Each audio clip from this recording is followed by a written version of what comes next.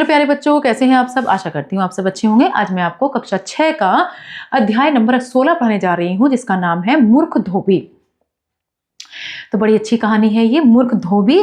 धोबी और गधे की कहानी है, जिसमें देखते हैं हम। बहुत साल पहले गांव में एक मौलवी रहता था। वह अपने घर में ही स्कूल लगाता था। गांव के कई बच्चे वहां पढ़ने जाया करते थे। सब मौलवी होते हैं तो वहां पर बच्चे पढ़ने आते हैं, तो ऐसे ही गांव के कई बच्चे वहां पढ़ने जाया करते थे। एक दिन मौलवी ने कुछ बच्चों को डांटते हुए चिल्लाकर कहा, तुमने मुझको समझ क्या रखा है? मैंने न जाने कितने गधों को आदमी बनाया है, कितने गधों को आदमी बनाया है। जिस समय मौलवी यह कह रहा था, उसी समय एक धोबी उधर से गुजरा। उसने मौलवी की बातें सुन ली। धोबी के कोई बाल बच्चा नहीं था। मौलवी की बात सुनकर वो दौड़ा दौड़ा घर गया। घर पहुंचकर उसने धोबी को सारी बातें बताई। वह अपने गांव का मौलवी है ना, कहता है कि वह गधे को आदमी बना सकता है। मैं तो अपने कानों से सुनकर आया हूँ। धोबी ने खुश होकर कहा, यह तो बड़ी अच्छी बात है, हमारे कोई बच्चा भी नहीं है, क्यों ना हम भी एक गधे को आदमी बनवा ले। धोबी ने कहा, मेरे मन में भी यही बात थी। मोती हमारा सबसे अच्छा गधा है। मैं उसे कल मौलवी के पास ले जाऊंगा और कहूंगा कि उसको आदमी बना दे। दूसरे दिन सवेरे धोबी मौलवी के घर पहुंचा और सलाम करके बोला, मौलवी साहब, एक विनती है।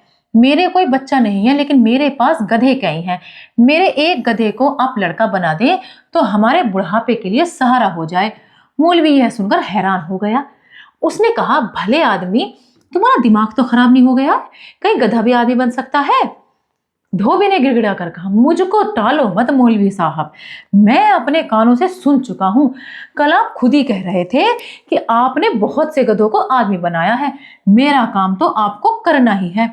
मौलवी ने धोबी को बहुत समझाया कि वह जो चाहता है वह असंभव है, पर धोबी ने एक नहीं मानी। हार कर मौलवी ने सोचा, इसको बेवकूफ बनाना चाहिए। कुछ सोचकर मौलवी ने कहा, देखो भाई, यह काम मैं करता नहीं, पर तुम्हारी खातिर कर दूंगा। मैं तुम्हारे गधे को आदमी बना दूंगा, लेकिन इसमें समय लगेगा और पैसे भी। धोबी ने पूछा, कितना रुपया लगेगा मौलवी साहब, और समय कितना लगेगा? मौलवी ने कहा, 6 महीने और 200 रुपये लगेंगे। ठीक है।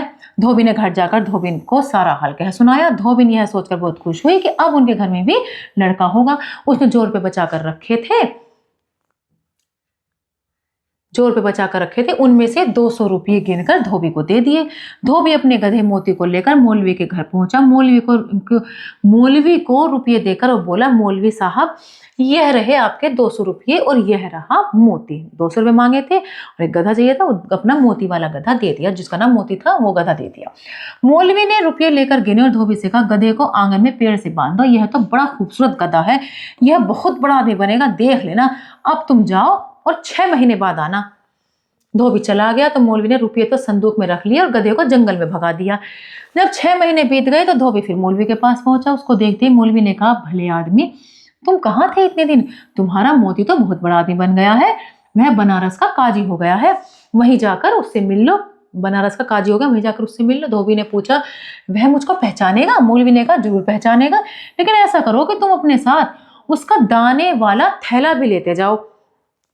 तुम्हें भूल भी जाएगा, लेकिन वो उस थैले को नहीं भूलेगा जिसमें वो दाना खाया करता था, है ना। धोबी दौड़ते हुए घर पहुंचा और सारा किस्सा धोबी को कह सुनाया। दोनों बहुत खुश थे कि मोती इतना बड़ा हो गया कि बनारस का काजी बन गया है, अफसर बन गया।